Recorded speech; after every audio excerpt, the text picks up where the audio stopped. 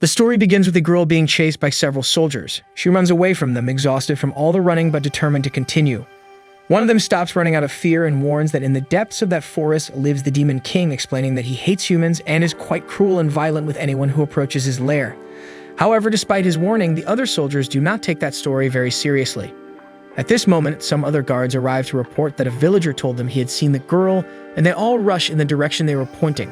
However, the girl was actually much closer than they imagined, hidden from them behind a tree. She checks that the path is clear and takes advantage of the distraction of the soldiers to continue fleeing. As she runs, she apologizes to her sister Natalia for leaving without explaining. Desperate, the poor girl doesn't notice the cliff in front of her and rolls down the hill in the darkness of the forest. After the great fall, in addition to being exhausted, the girl was all bruised and could see a lit house very close to her before fainting. The next day, a boy with hair half white and half black reads the newspaper about a woman from a neighboring country who was missing, probably having fled to another nation. He folds the newspaper and enters the middle of the forest, spotting some animals gathered around something. He thinks it's a monster, but as he approaches, he realizes it's just a girl who had passed out in the middle of the forest. He picks up the girl, assuming she's the same girl from the newspaper, and notices that he's being observed by a soldier hiding behind a tree. He approaches, and the man tries to strike him, but the boy easily escapes as if he could teleport, leaving the soldier confused about how he got behind him so quickly. The boy explains that he used an elemental illusion magic. Noticing the man's uniform, he realizes that he is one of the private guards of the kingdom of Niruz, who works for the royal family and questions why such high-class guards were in that forest. With a hand signal, the man calls all his co-workers, surrounding the boy from all directions. He instructs the boy to hand over the girl in his arms, saying she's a great criminal who has brought disgrace to the entire nation, which surprises the boy as she appeared to be quite innocent. The guard promises that if the boy hands over the girl without causing any trouble, they won't harm him. However, if he resists, they will show no mercy. Upon hearing the guard's warning, the boy responds by refusing to hand over the girl. Immediately, the guards arm themselves and advance towards him to attack, but the boy evades, explaining that between suspects like them and a delicate, slender girl like her, he would obviously choose the girl's side. Since the boy had both hands occupied holding the girl, the guards decide to take advantage of this disadvantage to attack simultaneously. However, the boy uses another spell called Ice Shackles to freeze their feet, leaving them trapped on the ground. Next, he conjures a ball of light and his hood falls, revealing his black and white hair. The guard recognizes that the boy is the feared Demon King who resides in the forest. The boy corrects the guard, stating in a very intimidating manner that he is, in fact, the great Demon King. He then casts another spell called Phantom Illusion, affecting the entire area and causing all the guards to collapse at once. To ensure that the spell had worked, he asks one of the guards what had happened, and the guard replies that they had searched the entire forest, but the woman's trail had disappeared. They concluded that she had been attacked by some monster and decided it was best to return to report what had happened. The guards slowly walk away through the forest, clearly under the influence of the spell, which would wear off later, and they would not remember anything that had happened there. Later in his home, which is filled with various plants and herbs, the Demon King gazes at the unconscious girl, not understanding why a girl like her was being sought as a major criminal. He reads the newspaper again, and at that moment, the girl finally wakes up, feeling a bit disoriented about her whereabouts. He offers her a drink, and she explains that she was lost in the forest and saw a mansion in the distance, but when she tried to approach, she fainted. He then shows her the newspaper with a drawing that is an exact likeness of her, stating that she is the bride of the second prince of the kingdom of Niruz, named Charlotte Evans. Worried to see that he knows her identity, she tries to deny that it's her, but the Demon King reassures Charlotte, saying that he can tell when someone is lying just by looking into their eyes, and that he sees no trace of deception in her eyes. This makes the girl cry with relief, as he is the first person to believe her. He then gives Charlotte some time to recover, and once she is feeling better, she begins to explain that everything happened suddenly. At a nobility party, the prince of the kingdom of Niruz, Cecil, announces that he has something to say and calls for Charlotte.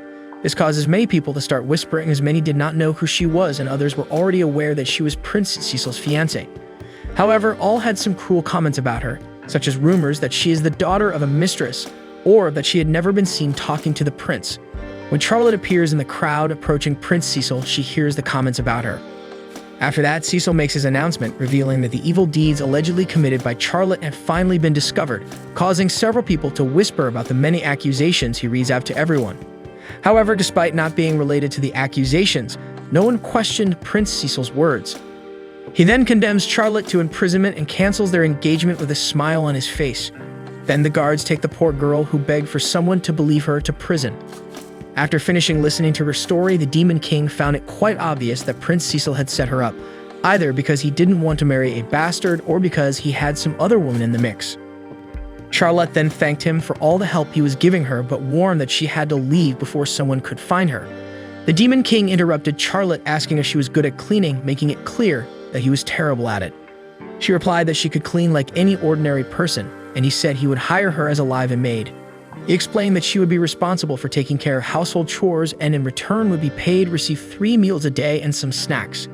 He continued saying there were plenty of rooms, so there wouldn't be any problem with having an extra person living there. Charlotte was confused and asked if he understood that she was a wanted criminal. He then reflected for a moment, remembering that he had isolated himself in the depths of the forest precisely to avoid dealing with people and that sheltering a fugitive went against that purpose. However, he decided to open up to Charlotte, saying that he had also been betrayed by someone like her. Then he finally introduced himself as Alan Crawford and began to recount how, 3 years ago, he had been invited to join an adventurers group. But from the beginning, they only wanted to use him to break the seal of the temple and steal its treasure. After they achieved their goal, they abandoned him there, surrounded by monsters. Charlotte was horrified by the terrible story Alan had told, leaving him impressed by her pure-hearted belief in him without a second thought. He continued, explaining that when he went through that, there was no one to help him, so he couldn't let her stay alone either. But even with all his appeals, Charlotte insisted on leaving because she knew that staying would only bring trouble for him. So Alan decided to appeal even more by pretending to place a deadly curse on himself. He said he would only remove the spell when she agreed to work for him, adding that she had only 3 minutes to decide because after that, his heart would stop. He began to speak like a true villain, saying that if she refused, she would be responsible for the death of an innocent civilian, leaving her in tears and even a bit scared of him, despite knowing he was a good person who was only doing this to help her. He rushed Charlotte even more, reminding her that time was passing, and then pretended to be unable to breathe, convincing Charlotte to stay with him in less than a minute thanks to his dirty trick. So the next day, Charlotte began her new job by cleaning Alan's entire house, leaving the boy impressed because she didn't look like a noble from a duke's family. She explained that she was used to this type of work because she cleaned her own home. Alan already knew this information when he found Charlotte in the forest, as he noticed that her hands were rougher, more like those of a servant than a noble girl. She mentioned that she had even waxed the floor, though he had helped her by using magic to clean up the mess. This made her question whether he really needed her assistance, but he insisted that he had no skills for keeping the house tidy and that he forgot about cleaning when he was alone. Charlotte was excited to help and asked about her next task, but Alan said there was nothing left for her to do. She could relax until dinner, and he suggested that she could spend her free time reading a book from the library or taking a walk in the garden, but not to disturb him because he had work to do. This left her a bit disappointed, and Alan admitted to himself that he wasn't very good at socializing. He knew that sooner or later, Charlotte would get tired of him and leave, so he decided to leave some money around the house for her to find when that time came. Then he began one of his few hobbies, finding errors in magical theory research and filling the paper with corrections. After a while, he finally got tired of it, and when he stood up, he was surprised to see Charlotte on the floor. He asked her what she was doing, and she said she was counting the grains of wood on the floor, which made Alan worry about her pastime. He asked Charlotte what she used to do when she had free time, and she replied that she didn't have any because when she wasn't training to be a bride, she was cleaning or mending clothes. This made Alan think that she had a terrible life, smiling while saying it. Since she didn't have any hobbies, he asked if she liked anything about her bride training, but she said it wasn't very enjoyable as they scolded her whenever she made a mistake. He then asked if she had any happy memories, and she said yes, which excited him. She recounted that 2 months ago, her sister Natalia had given her a fruit that, even though it was bruised, tasted delicious. This left him frustrated to see that such a simple memory was considered a happy moment.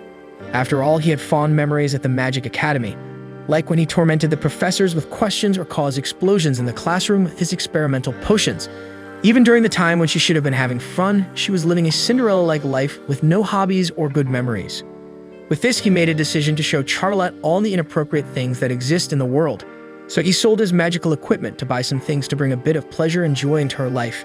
He said that doing inappropriate things could be fun, even addictive, startling Charlotte.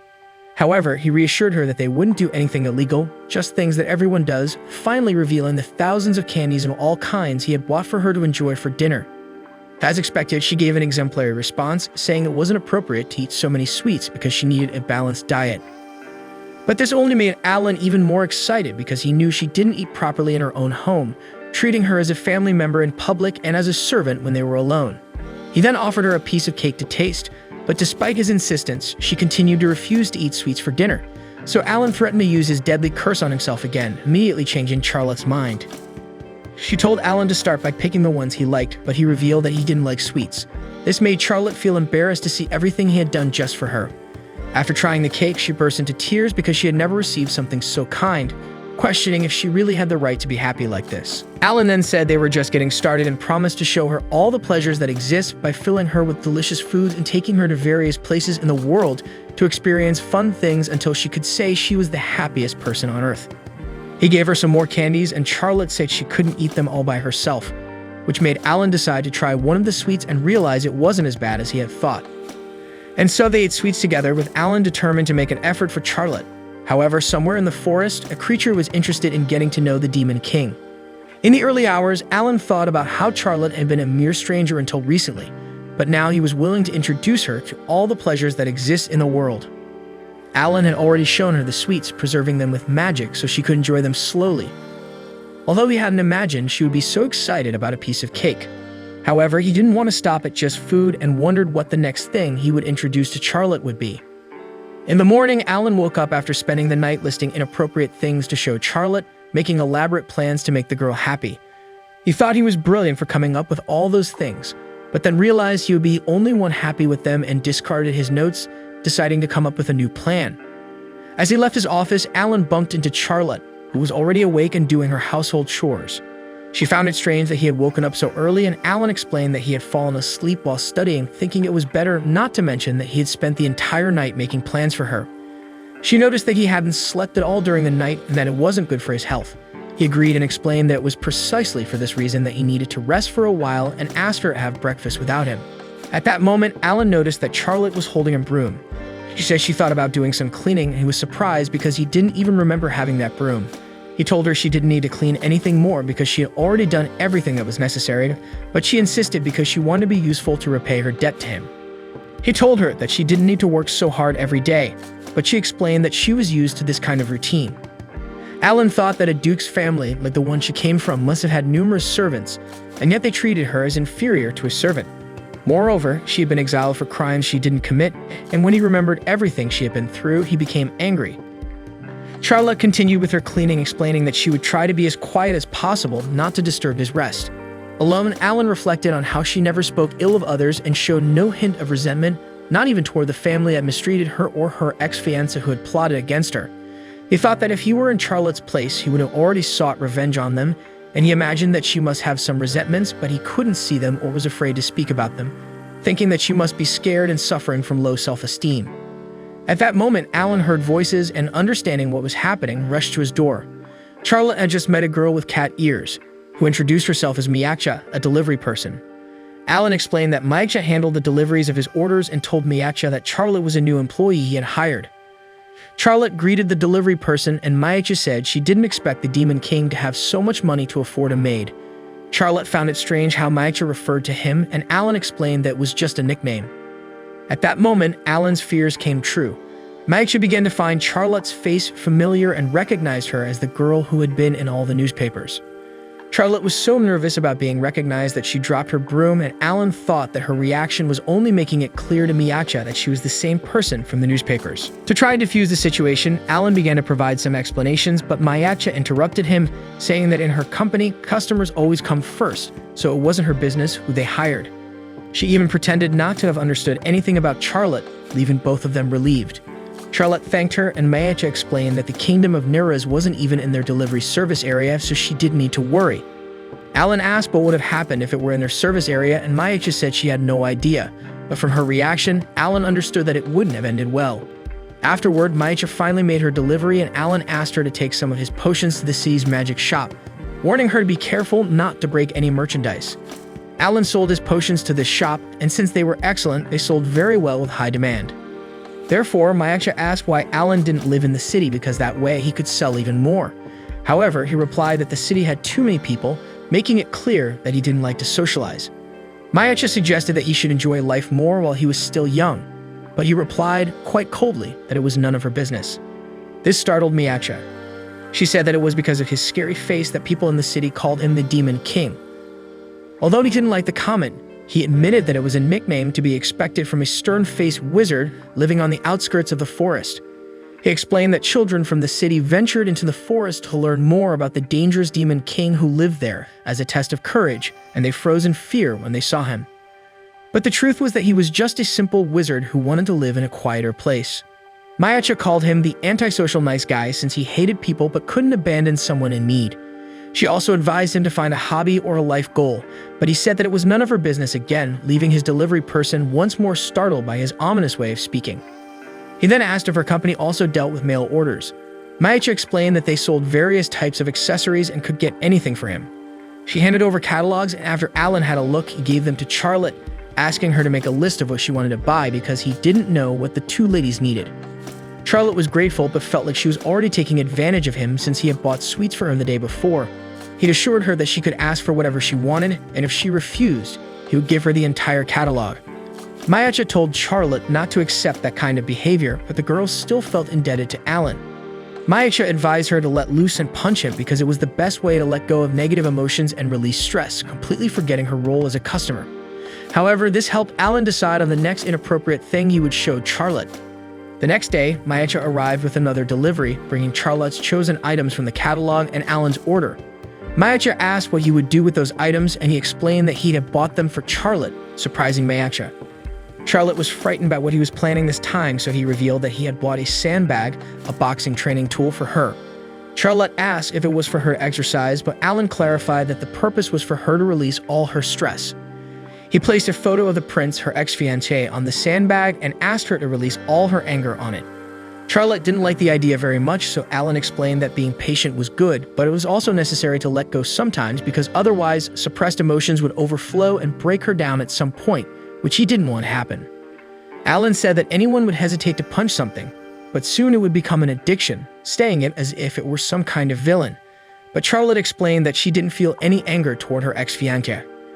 Alan said he couldn't understand how because he had seen the newspaper where he had turned her into a criminal with no place in her own country, taking everything from her. However, Charlotte believed he must have had a good reason for doing so. Alan insisted that regardless of the reason, it didn't justify treating her that way, but Charlotte felt like she had a debt to her family for raising her and couldn't hold any resentment toward the prince. With this, Alan realized that it would be more difficult than he had thought and that everything he had planned wouldn't work. He had thought about making her accept her resentment, infiltrating the kingdom of Nuruz and revealing the prince's crimes so that Charlotte could prove her innocence and be happy with all the problems resolved. However, he now realized that if he followed this plan and the prince were condemned, she would end up blaming herself.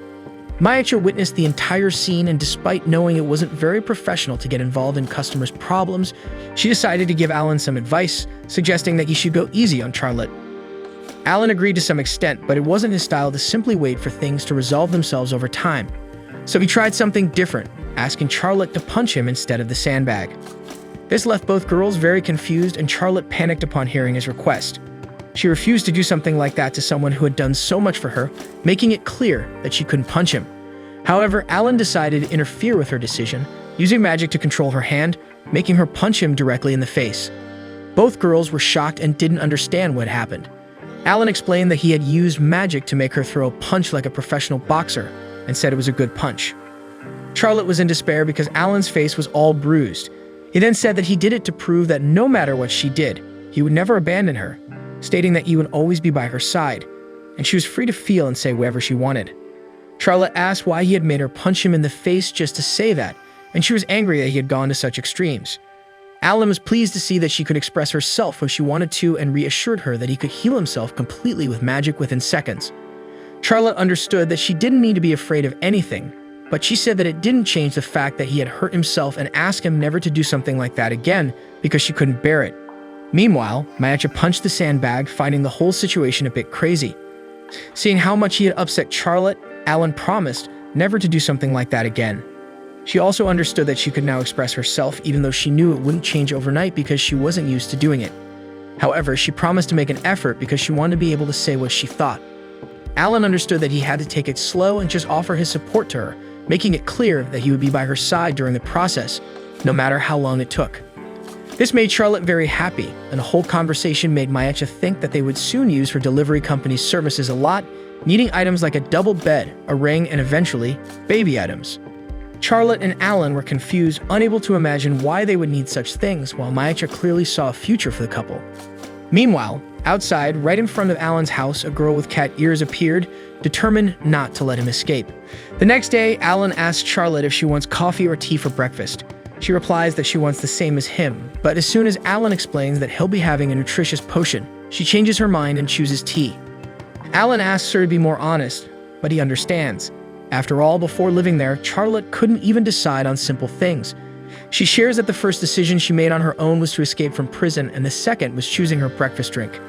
Alan says both decisions were important, and anything she wants to try, she can ask him. Suddenly, the girl with cat ears enters through the window, startling Charlotte. Alan asks how she found his house, and the girl explains that she deduced his location through the pollen on his letters. She mentions that it was easy to find him by asking people about a peculiar wizard until she located his residence. Charlotte asks Alan who the girl is, and she introduces herself as Iruka Crawford, an apprentice magical engineer and Alan's younger sister. He explains that he lost his parents at a young age, and the Crawfords, Iruka's parents, adopted him. Charlotte apologizes for getting involved in family matters, but Alan doesn't mind and mentions that she and Iruka are the same age. His sister then asks if Charlotte is his girlfriend. Both immediately deny it, saying at the same time that they are not a couple. Alan explains that Charlotte might be disgusted if people think she's dating a sinister and troublesome wizard, so he clarifies things. Charlotte says she never thought that about him, and Iruka asks how Alan can talk about himself like that without feeling bad. Iruka then questions who Charlotte is, and Alan decides to be honest. He explains that she is a criminal who escaped from the neighboring nation. Charlotte thinks it wasn't a good idea to tell the truth, but Alan says his sister would find out sooner or later, so it's better to explain everything now. He clarifies that Charlotte was exiled for a crime she didn't commit, and that's why he was sheltering her and teaching her unconventional things to enjoy life. Iruka thinks Alan is foolish not for sheltering a wanted girl, but for thinking that sweets and punches are pleasures a girl would enjoy. Charlotte asks if Iruka isn't bothered by the fact that she is considered a criminal. Iruka replies that she's not because it's clear that Alan trusts her. Alan then asks why Iruka came there, and she says she came to take him home, but now also wants to take care of Charlotte and show her the pleasures of life. Alan says he is the best person for that task, but Iruka retorts, saying that there are things that only a woman can show. They start to compete about who is ideal to introduce the world to Charlotte, deciding to settle it through a competition. They take Charlotte to the city, and Alan uses magic to turn her hair black, while Iruka changes her hairstyle to make Charlotte unrecognizable. However, Alan says he will remove the spell when they get home because despite looking good with black hair, he likes her more with blonde hair. The two girls are surprised by Alan's comment. Charlotte blushes with embarrassment, while Iruka thinks he's trying to score points with the girl because of their competition. In reality, Alan is just being honest about what he likes. After changing Charlotte's appearance, Iruka decides to introduce her to the first pleasure of a girl, picking out a pretty outfit. They go to a women's clothing store, making Alan uncomfortable, but he doesn't want to leave Charlotte with his sister and lose their competition.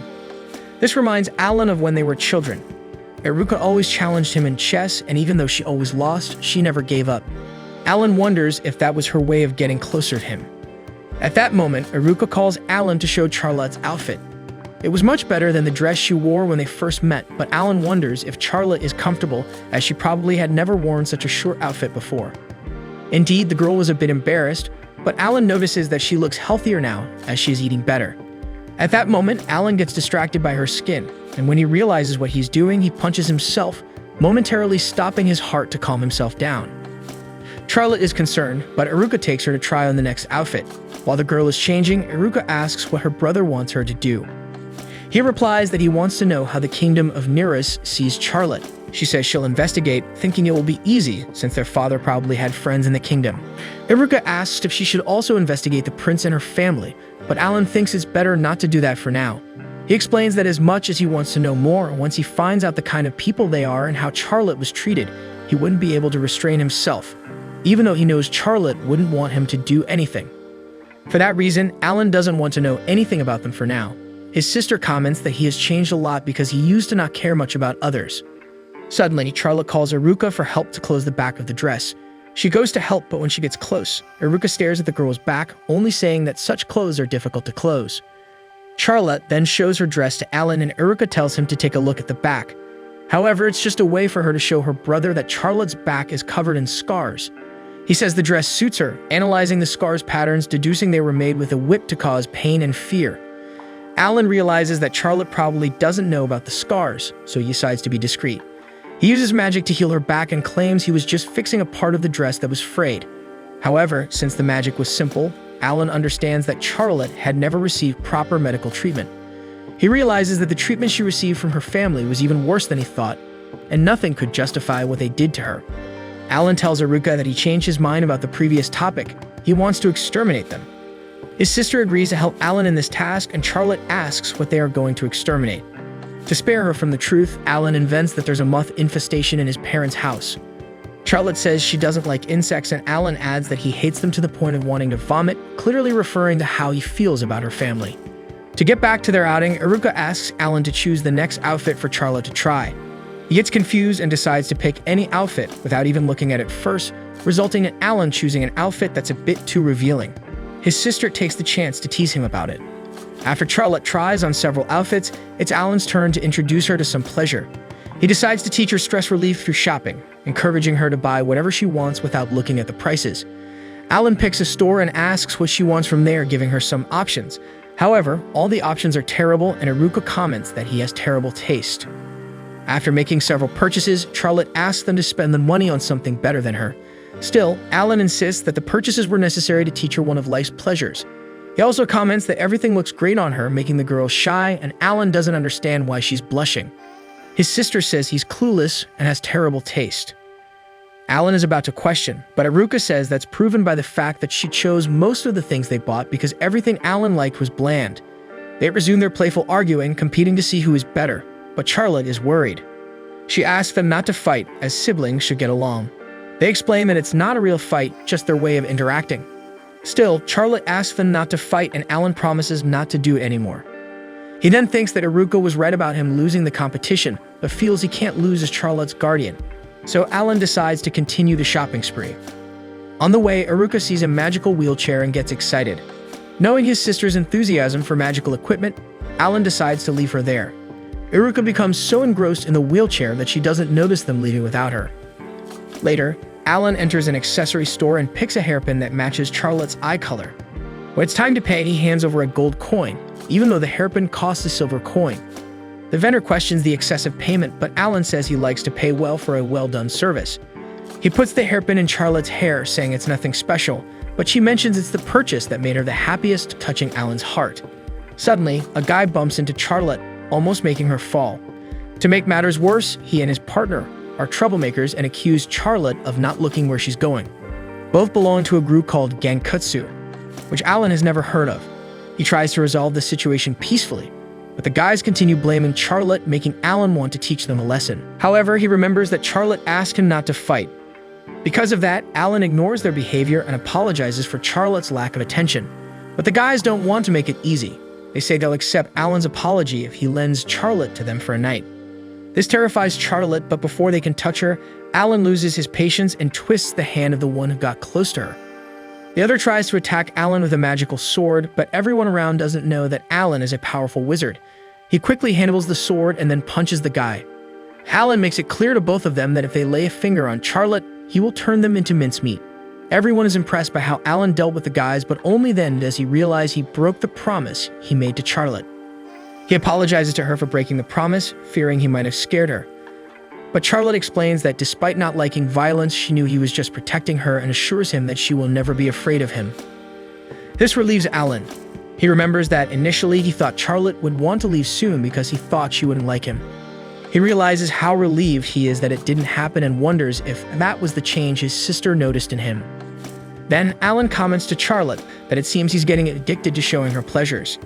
Eruka observes them from afar and realizes she lost their competition because when it comes to romance, only Alan can teach Charlotte.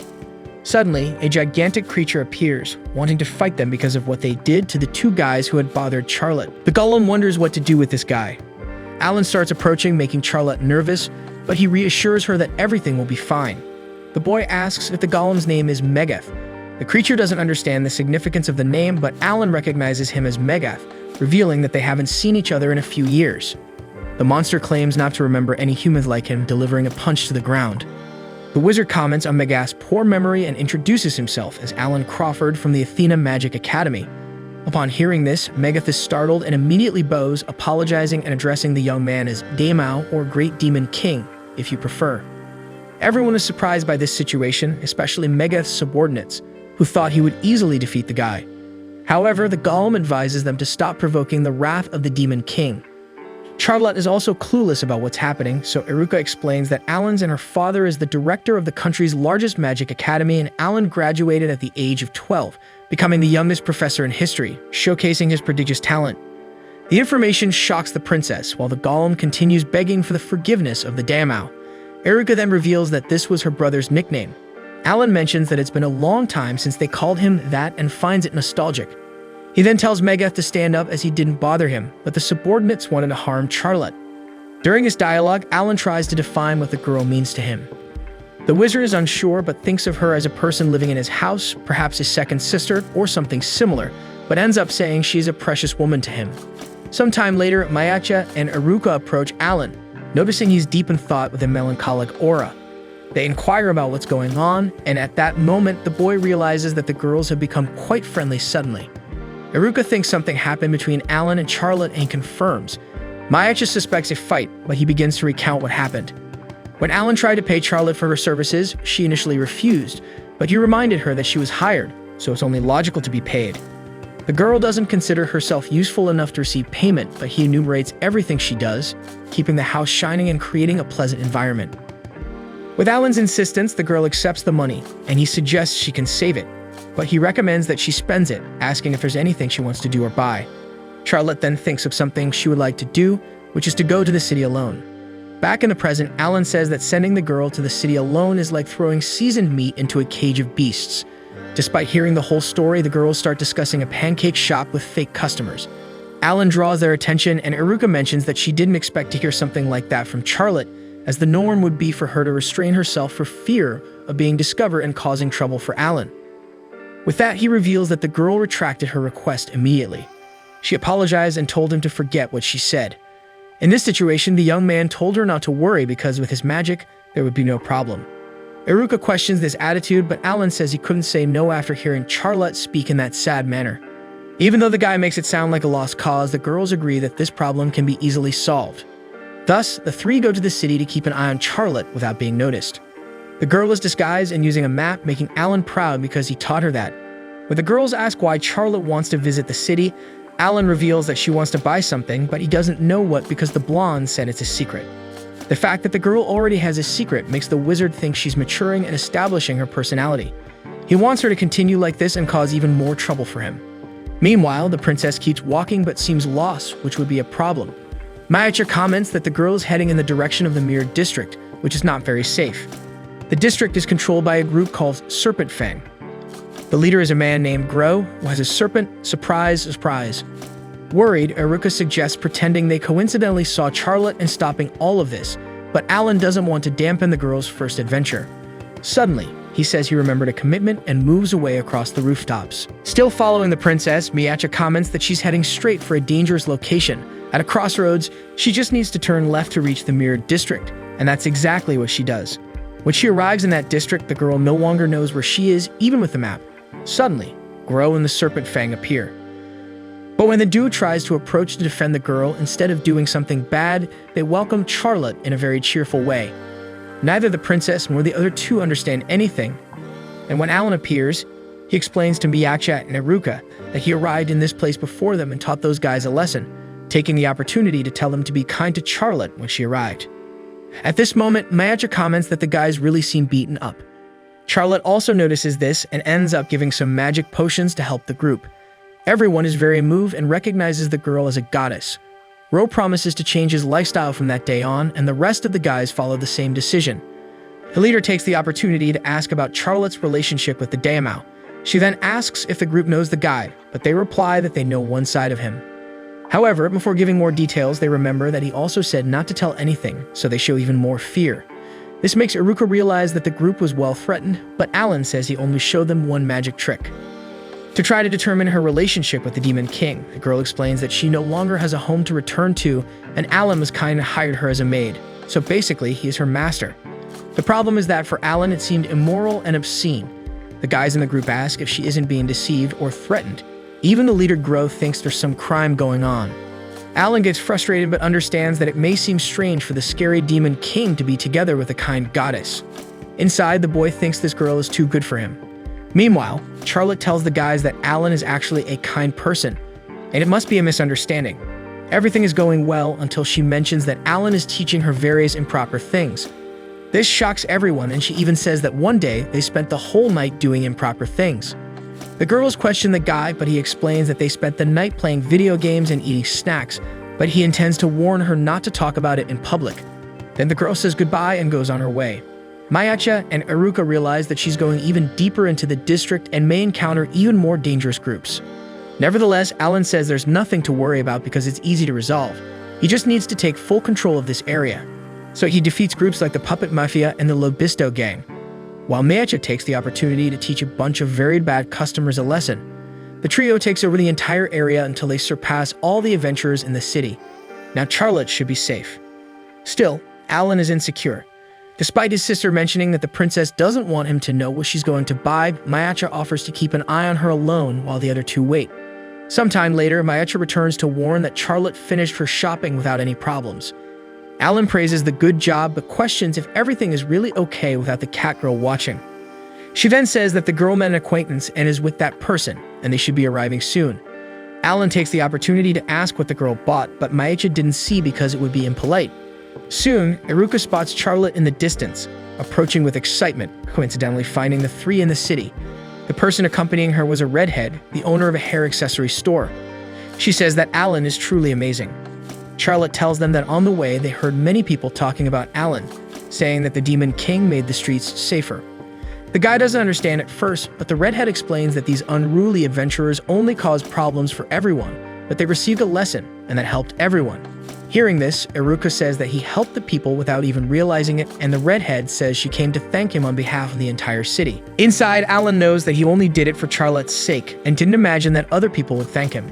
So he says he doesn't need thanks since he did it for personal reasons. The redhead finds him interesting and says that Charlotte is lucky to have chosen him as her boyfriend. This embarrasses both of them, and he immediately clarifies that it's not like that. Then the redhead says goodbye to return to the store. After that, Alan, a bit insecure, asks how the shopping went. Charlotte says everything went well and shows the things she bought. The girls recognize that the packaging is from a recently opened store. Charlotte says they are gifts for Iruka and Mayacha. They are surprised that she visited the city just to buy gifts for them, even with her first salary. Charlotte then says it's because both of them have helped her a lot, so she gives Iruka a plush kitten and Mayacha a new hat. Suddenly, Alan draws the girl's attention and asks if there's nothing for him. She says she searched everywhere for something he might like, but had no idea what could please him. So Alan says that being a gift from her, he would like anything, even if it's something simple like a letter seal, a train photo, a stone, or an insect. The girl apologizes, realizing she should have paid more attention, as she owes him so much. Alan tries to downplay the situation, saying it's not her fault. At that moment, she says she noticed that she only receives things from him all the time, but doesn't know what he really likes, so she wants to fix his kit class, which is a bit worn out, and during that time, he can tell her all the things he likes so that next time she can choose something properly. In this situation, he realizes that a feeling is growing in his chest as the time they spend together becomes increasingly valuable. A few days later, Alan and Charlotte arrived in the Unoha region, a place 3 hours away from their mansion by carriage. Charlotte noticed how beautiful the day was, perfect for a stroll, but they were oblivious to the fact that they were being followed. The day before, Charlotte informed Alan that she had finished reading the book he gave her. She shared how much she had learned about the nation described in the book and how she enjoyed the reading so much that time flew by. Alan explained that reading without worrying about time was a luxury in such a busy society. Charlotte mentioned the interesting places in the book, including the Magic Academy, where Alan and his sister studied together. She was impressed by the size of the place, and Alan explained that, including students, teachers, and staff, its population was almost equal to that of a small island.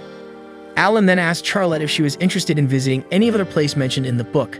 As she pondered, realizing that Alan was planning to take her wherever she chose, he confirmed that her choice would determine their destination the next day. This made Charlotte hesitant to reveal her choice, as she thought it might be too much trouble for Alan. He assured her not to worry about causing any trouble, and Charlotte expressed that the time they spent together at the mansion was what she enjoyed the most. She also mentioned that she liked the delay in discovering new things as it made the moments even better, and she feared becoming improper if it happened every day.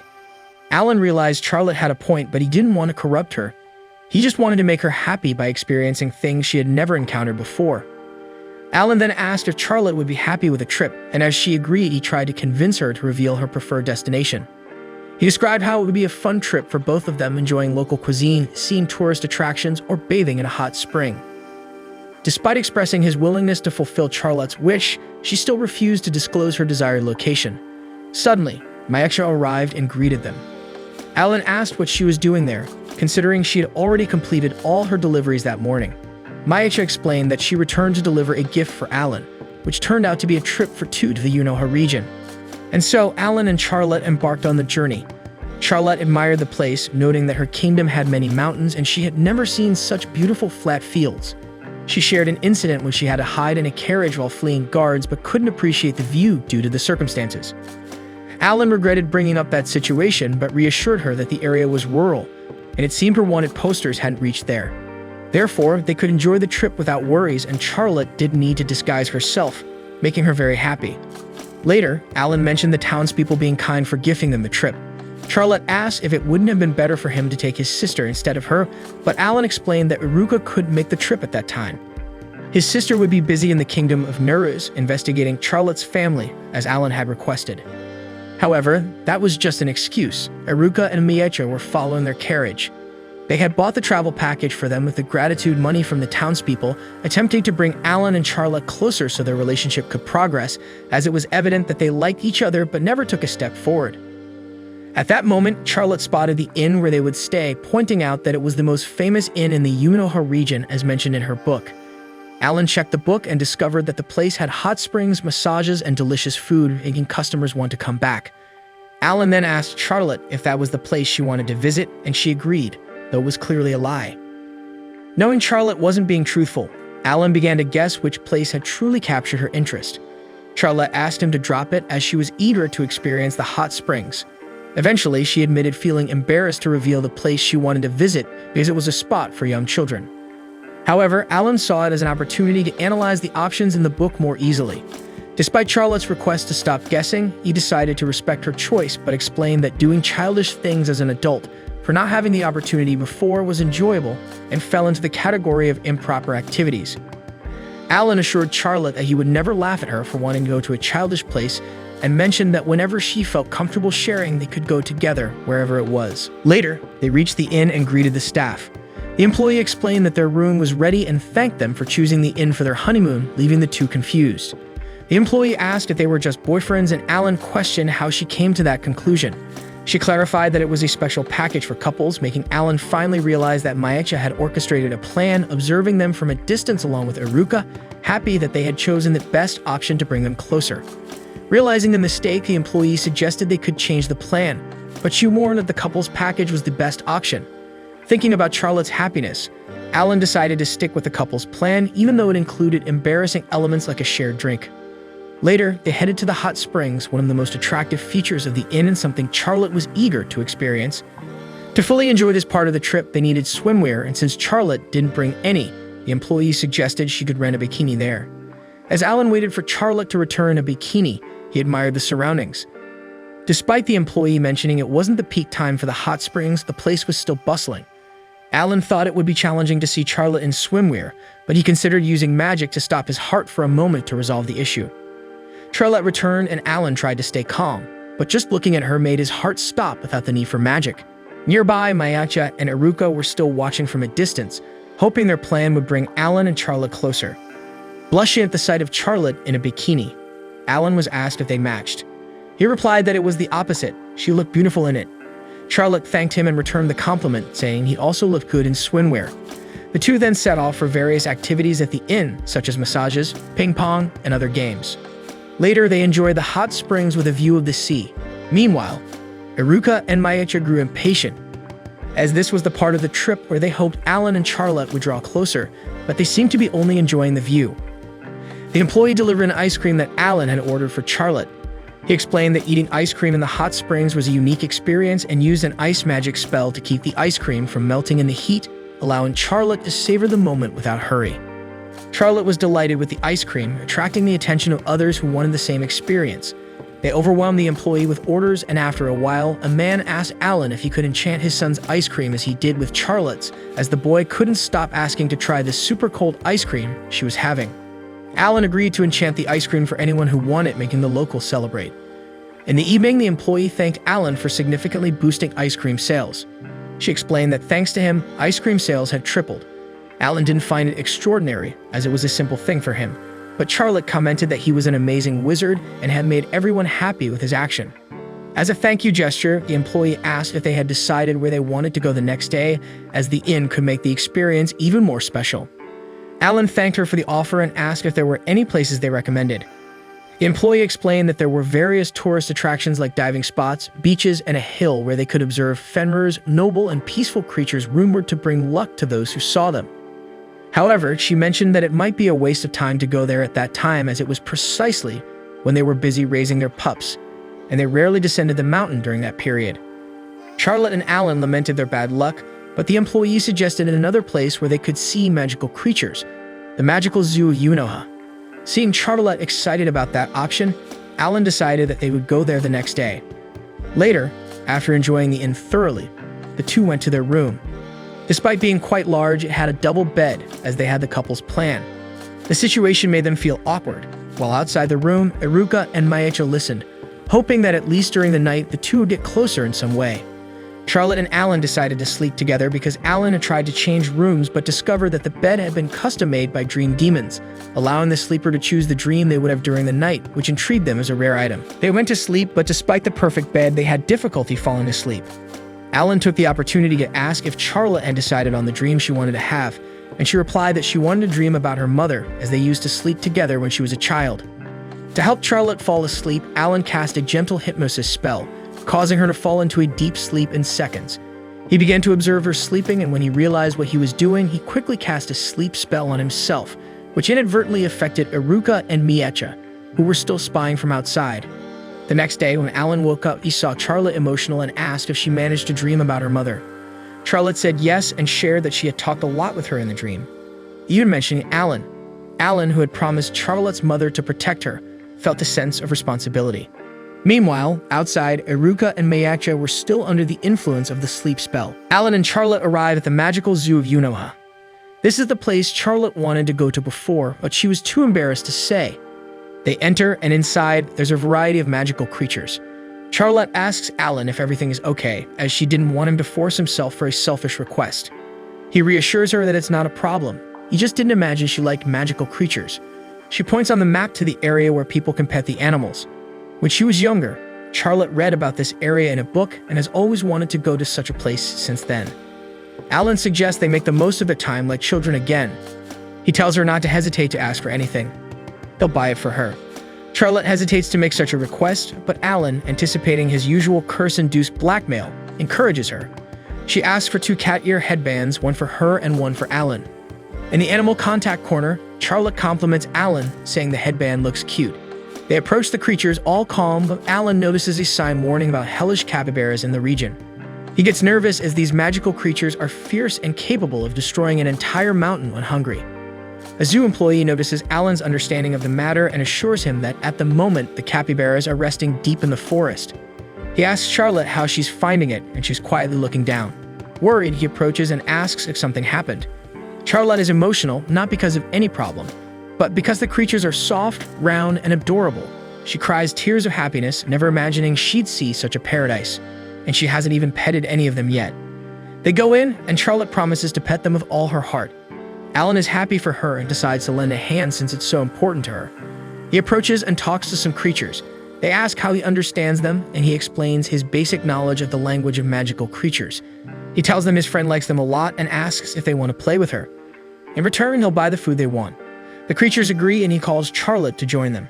However, when he looks, she's already surrounded by other creatures, and the ones he bribed run after her too. Other people see Charlotte and are impressed, wondering who the girl so popular with magical creatures is. Later, they sit on a bench, and Charlotte says she enjoyed meeting the creatures. Meanwhile, the creatures are still following Charlotte with looks of passion. She says she became good friends with all of them, and Alan, translating their words, realizes the creatures are ordering him not to dare touch their lady. Alan finds it curious, as even though they are accustomed to humans, this has gone beyond common limits. He recalls finding Charlotte unconscious and surrounded by creatures in the forest. So he tells Charlotte that in that world, some magics and abilities are only possible with innate talents. That's why he's good with magic, having been born with a talent, enabling him to use non-verbal enchantments, a high-level skill. Therefore, Alan thinks maybe she has the talent to be a magical creature tamer, a person who can communicate with and use magical creatures. Since she enchanted those creatures without any training, the chances are high. Charlotte is impressed with the possibility of having such power, and Alan says he can barely communicate with low-level creatures himself. He wonders if that's why she was adored by delinquents in the city. High-level tamers can tame and control high-level beasts, but Alan has never heard of one using their powers on humans. Then a zoo employee rushes to talk to them. She saw that they got along well with many creatures in the animal contact area and asks if they are magical creature tamers. Alan asks what happened, and she pleads for help because they don't know what to do. She takes them to a zoo employee's central, and the zoo director talks to them. He recognizes Alan and asks if he's the son of the Crawfords. The director mentions they met at a public lecture at the Athena Academy of Magic. Relieved, the employees are glad that a Crawford is there to help. The director asks for help with the zoo problem. They go to a room and he shows a fierce and angry magical creature in a cage. The director explains it's a wounded Fenrir separated from its parents and shot by a hunter.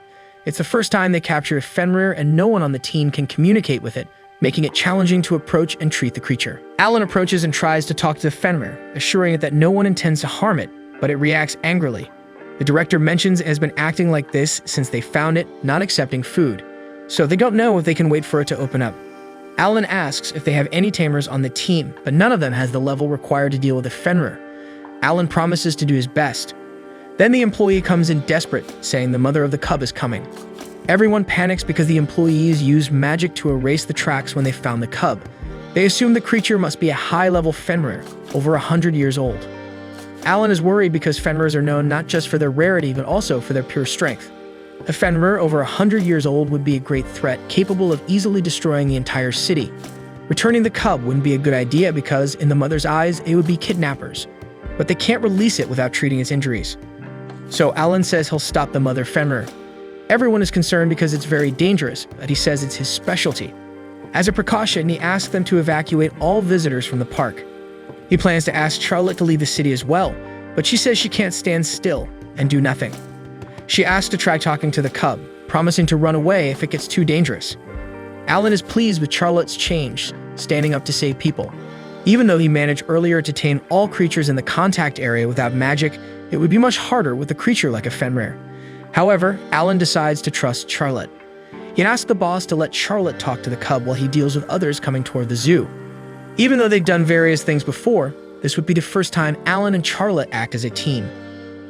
On the edge of the pool, the security department of Resort Yunoha advises all customers to go to a safe place as Fenrirs are coming their way. Mayacha and Iruka get angry because this happens just when they are enjoying a vacation. However, they relax knowing the Demon King is there and won't let anything bad happen. Right on time, Alan appears behind them, saying he already knew they were following the two. Outside, the pack of Fenrirs is approaching. Alan then summons a protective barrier at Resort Yunoha. To buy time for Charlotte to convince the cub, Alan uses his Ice Bond's magic to trap the Fenrirs on the ground. However, the ground begins to crack, and the mother Fenrir emerges, a giant creature. She devours Alan, but he uses his paralyzed magic to get out alive. He tries to talk to the creature, but it doesn't work, and she hits him with her tail, throwing Alan far away. Then Alan's about to use his magic against the mother Fenrir, but the hellish capybara that was watching him before appears and tells him not to do it. If he harms the mother, the cub won't be able to reunite with her, making the girl sad. The capybara introduces itself as Gosetsu, saying its goal is to rescue the girl forced to stay with him. Alan asks how he knows her, and Gosetsu says that after escaping the magical zoo and wandering through various places, he met a maiden named Charlotte. He found her unconscious in the forest, but then Alan appeared. So Gosetsu started observing Charlotte in secret, and the more it observed, the more convinced it became that she was a good girl and the rumors about her were false. Therefore, to protect Miss Charlotte, it was necessary to eliminate Alan. The mage mocks Gosetsu, saying it's basically jealousy, but the capybara gets furious and shoots a fireball at him. Alan manages to block the attack with his magic. Then, Gosetsu goes after the mage and they start fighting. Alan asks what the capybara intends to do, and it says it will use the seal power within it to defeat Alan and then destroy the kingdom of Niras. That nation was the cause of Miss Charlotte's pain, so it would turn everything into ashes. Gosetsu uses its power and shoots flames, melting the ice that trapped the Fenrir's. It reveals that it told the Fenrir's that Alan kidnapped the cub. Alan is cornered. He needs to face the Fenrir's, the mother Fenrir, and the hellish capybara. Even if he uses all this power, it will be challenging to get out of this unharmed. Then the magical creatures from the zoo arrive, commanded by Charlotte, who is riding the cub Fenrir. She says she worked hard to talk to him, and he eventually accepted the treatment. Alan is impressed with how much she has evolved and then asks about the other creatures. She says that when she went to find him, all of them followed her, worried about her safety. She now understands what they say, not completely, but enough to get an idea of their communication. Alan is impressed, considering it took him half a year to learn just the basic language of magical creatures. With proper training, she could become a magical creature tamer with a level comparable to his. Meanwhile, the cub returns to the mother Fenrir. Alan asks Charlotte what they are talking about, and she says that Gosetsu told a lie that he was the illegal hunter. The capybara tries to convince Charlotte to go with him, saying Alan will only bring her more pain and suffering. Alan helped her hide from her nation instead of seeking revenge, leading her down the path of corruption. Charlotte gets nervous and responds that Mr. Allen gave her days of peace where she didn't have to feel afraid. With him, she truly began to live, and if Gosetsu speaks ill of him, she won't forgive him. Then Gosetsu becomes enraged and says you will need to take Charlotte by force, so he concentrates all his power and rushes toward her. However, Alan stands in front and faces the capybara again. Gosetsu shoots fireballs, but the mage dodges and they clash with their powers. However, Alan's powers are greater, and he manages to defeat the capybara with a punch. Gosetsu is thrown to the ground with great force and gets hurt, and Alan checks if he's okay. He feels guilty and admits to overdoing it, so he uses his powers to heal the enemy. Gosetsu acknowledged that was a good punch, revealing Alan's true intentions. Seeing what the two felt for each other, it would be rude for him to interfere. Alan, puzzled, asked what he was talking about, and Gosetsu pointed to his head as evidence. Alan then realized he still had the cat ear headband on, feeling embarrassed and attempting to explain. Later, the hotel employee thanked Alan and Charlotte for saving the puppy. Alan credited it all to Charlotte, telling her she could be proud. The employee thanked Charlotte, expressing gratitude that now everyone could see the Fenrirs run happily again. Speaking of which, the mother Fenrir and her pups appeared to bid farewell to Charlotte, leaving the employee astonished as she had never seen these creatures up close in her 200 years. Charlotte then remembered and was about to tell Alan where the hunters were when Mayacha and Aruka appeared with the hunters in custody. Alan explained he found them at the resort and asked the two to apprehend them. Charlotte wondered why they were at the resort, and the two tried to play it off. As Alan spoke with the hunters, he noticed none showed any remorse. Therefore, he decided to let the Fenrirs take care of them. However, Alan used his magic to enhance the hunters' defense, making them relieved. Alan revealed he did it so the Fenrirs could have more fun playing with them. After a few days of enjoying the trip, Alan and Charlotte get ready to head back home. However, the Fenrir pup insists on joining them because he wants to stay close to the girl. She asks if he won't miss his family, but both the pup and his mother seem at ease with his departure. The employee explains that they are calm because if Fenrir takes less than an hour to reach the region where Alan is, and since it's not a long journey, it would be like a lodging for the pup. So Alan agrees to take the animal with them, making both the Fenrir and Charlotte excited. He says it won't be a bother since his mansion is quite large with plenty of places for the pup to roam, and it's good for the family to grow. Charlotte realizes that Alan was including her as part of the family. He says it's obvious that he already considers her family. The girl blushes at the comment and Alan doesn't understand why, making Aruka and Mayaka think about how clueless he is. Later, they all get into the carriage to leave, but the Fenrir is not the only animal that wants to come along. Gosetsu insists on joining them as he wants to be Charlotte's bodyguard. She asks who he is, and the capybara replies that he is her family. Alan gets annoyed with Gosetsu and tells him to go back to the zoo, but he refuses to leave. And so they all set off together, and the hotel employee shouts for the couple to return to the hotel when they are on their real honeymoon. A few days later, we see that Charlotte named the Fenrir Lou. She tells Alan that she will take the pup for a walk, and he asks the little one to protect the girl, but the animal clearly ignores him.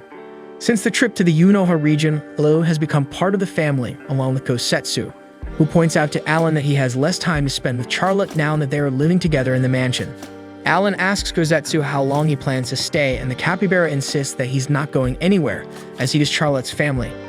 He says Alan shouldn't be so cold with him since they both love Charlotte equally. Alan admits to himself that he is indeed sad to have less time with Charlotte, but despite that, he is happy that she has finally found a purpose in becoming a magical creature tamer. On the night they returned from the trip, Charlotte explained that she wanted to study to become a tamer, and Alan noticed that she was different. When Charlotte arrived at his mansion, she spent her time counting the wooden grains on the floor, but now she seemed determined and hopeful. So Alan promised to teach her everything she needed to become a creature tamer. Since then, she has proven to be an excellent and dedicated student who learns quickly. Charlotte spends her nights reviewing and preparing materials, and Alan acknowledges that she is a brilliant and motivated student who is always eager to research on her own. Furthermore, Alan feels that since Charlotte started studying to be a creature tamer, he discovers a new side of her every day. Charlotte tests what she learned on Lu, casting an enchantment on the pup that makes him follow a path exactly as she wishes. Alan is impressed to see how Charlotte has already mastered that technique and comments that he doubts there is another tamer as good at communicating with Fenmers as she is. He says he expected nothing less from his dear student, and Gosetsu remarks that he said that just as an excuse to call Charlotte dear, making Alan nervous. He tells the capybara to go back to the zoo, but as always, Gosetsu refuses, saying his place is there. Charlotte gives a bone to Elu as a reward, and Alan decides to pat the animal to congratulate him too. However, the pup immediately tries to bite his hand. Charlotte scolds Elu, saying he can't bite people, leaving the pup all sad. But Alan says it's okay after all, he managed to pull his hand away in time. He says that Lu's behavior only shows that the pup has let Charlotte build a bond of trust, proving her taming skills. The capybara agrees with Alan and says that the girl has reached the level of practicing bestial conversation. Charlotte recalls reading about it in a book, a magic that replaces the language of magical creatures linked to the tamer with human language, allowing the creature to communicate. This reminds Charlotte and Alan that for some unknown reason, Gosetsu could speak their language, and the capybara explains that he has lived for so long that he learned the human language. Alan then realizes that he never heard of bestial conversation working on Fenmers and thinks it might be too early to try such magic. However, Charlotte is so excited about the idea of talking to Lilu that she decides to give it a try. She casts the bestial conversation spell, and initially they think it didn't work. But as soon as Alan puts his hand on Charlotte's shoulder to comfort her, the pup tells him to take his hand off his mom. Charlotte is thrilled that the magic worked, and the pup also celebrates being able to talk to his mom. The capybara says he always knew Charlotte was a special girl, and Alan agrees with him.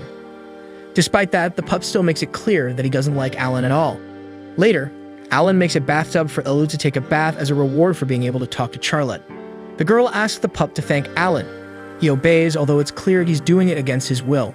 Charlotte asks Elu to thank properly, but Alan says there's no need and asks the two to enjoy the bathtub. At that moment, Alan sees that Gosetsu is already inside enjoying the water without asking for permission. He says the bathtub is unlimited for Fenmers and humans, making it clear he doesn't want a capybara in there. Charlotte and Elu get into the bathtub and have fun, while Gosetsu says that if a capybara is not allowed in the bathtub, he has to take action. Then, Gosetsu unleashes a secret transformation technique called Hell Forest Rat Style. He transforms into a woman, surprising everyone.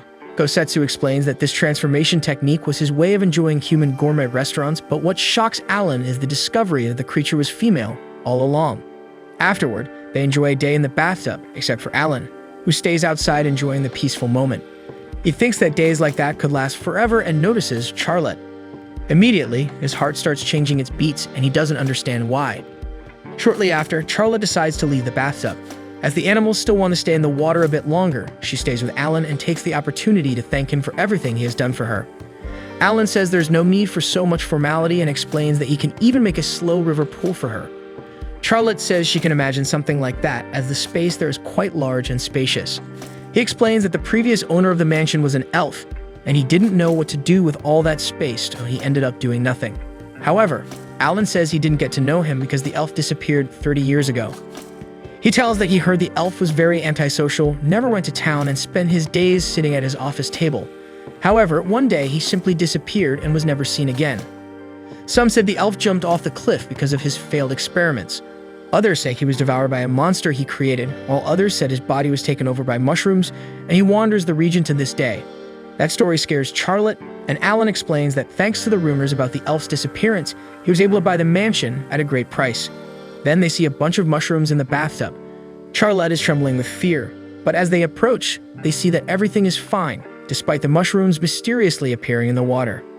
Suddenly, an elf comes out of the basement, asking who stole her mushrooms. Then, Alan and Charlotte go down to the basement to talk to the elf. She apologizes for the scare and introduces herself as Dorothy Grimm. Alan notices that she has been living in the basement for a long time, and Charlotte thinks the elf is a ghost. Dorothy asks who they are, and Alan explains that they live in the mansion. However, the elf reveals that she is the owner of the place, and Alan understands that she is the elf who disappeared 30 years ago. The three then go upstairs to continue the conversation. Dorothy comments that she never imagined rare magical creatures living in the mansion, and Gosetsu notices that the girl is a dark elf, a rare type of elf belonging to the elite. The capybara explains that they are almost mythological beings, able to survive without eating or drinking anything for 100 years, nourishing themselves only with the magical power of the air. Alan thinks that now they have a Fenrir, a hell capybara, and a dark elf, and he bets that no one has ever seen these three creatures together in one place. He then wonders what led Dorothy to hide for 30 years and worries about how the property rights would be since the previous residents still lived there. However, Alan knew there was no better place for Charlotte and her magical creatures, so he decides to take action to solve the problem. He then asks Dorothea if she would consider selling the mansion, and she accepts the proposal. The elf preferred to live in the basement, so Alan and the others could use the mansion as they pleased. However, she explains that she didn't need money and would like to propose another form of payment as she needed help. Alan thinks it would be easier to solve it with money, but Charlotte shows concern for Dorothea and wants to help her in any way she can. Gosetsu and Eld also say they want to help, but the elf says she only needs Alan and Charlotte. Inside the mansion, Dorothy tells a bit of her story. The elf used to write books of all genres and considered herself a writing genius. However, when she tried to write a romance, she suffered from writer's block. So as the deadline for the book approached, Dorothy felt cornered and fled to the basement, where she spent the last 30 years. Alan thinks the reason for her disappearance is silly and begins to say that he doesn't see how he could help.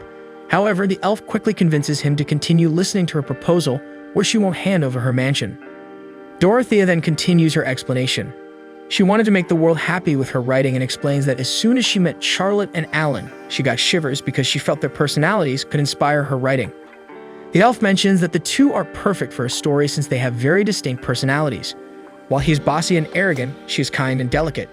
So Dorothy finally reveals that the favor she needs is for the two to act as lovebirds to inspire her to write her romance novel. And so Alan and Charlotte perform in a play inspired by Romeo and Juliet. He holds the girl in his arms and they gaze at each other. However, Dorothea, who was directing the play, interrupts the scene, questioning why Alan was holding Charlotte with magic. He explains that he feels embarrassed to physically carry her, but the elf complains that he isn't acting as he should.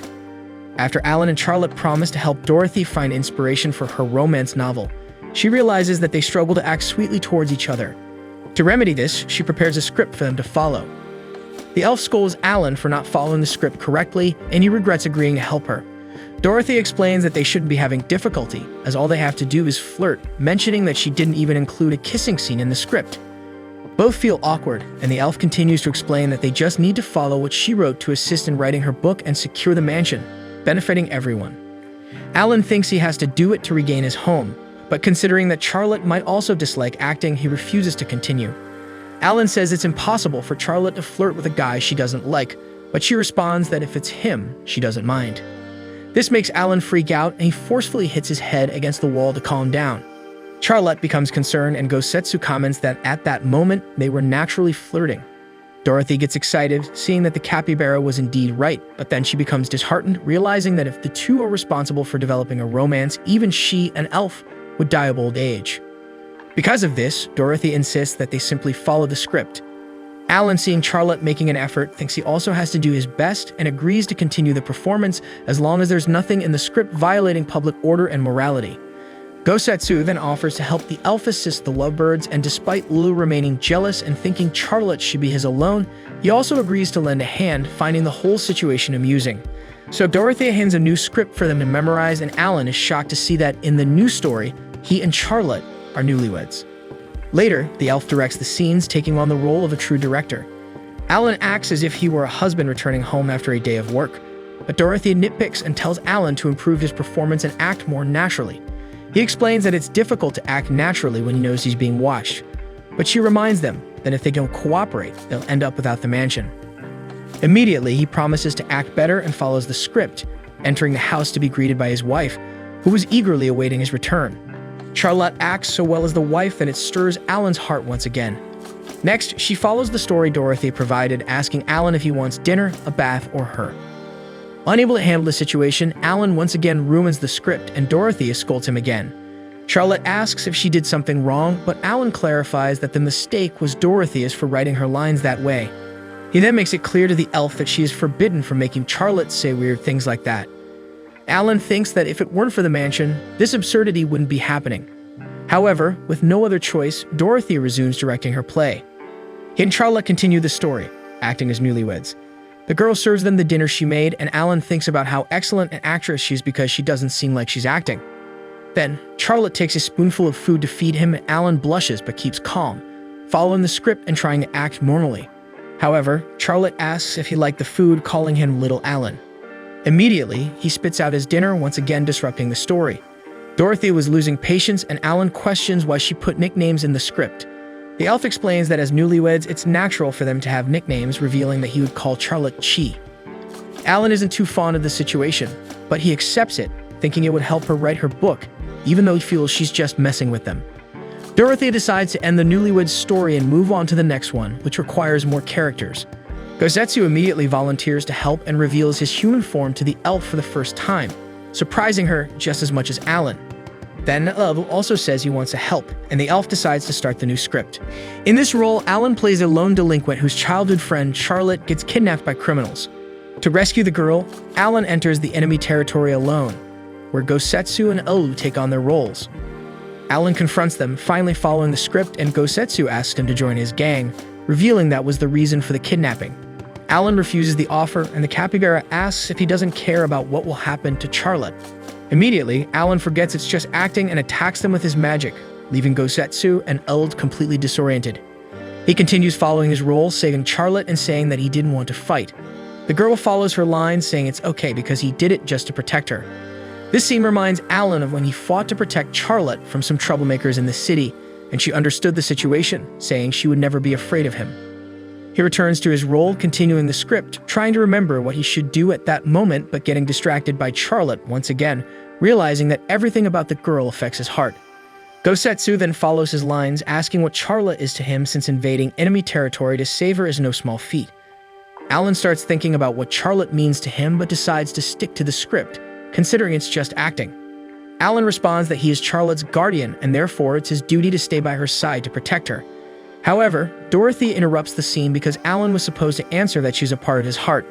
Still, he explains that he improvised because he thought it would sound better that way. The elf doesn't like the change, but eventually accepts it to continue. Alan starts to reflect that he likes Charlotte, but he can't declare his feelings because he knows how kind she is. If he confesses, she'll feel obligated to reciprocate his feelings. Later, Dorothy announces that the next script will be a version of Cinderella's story.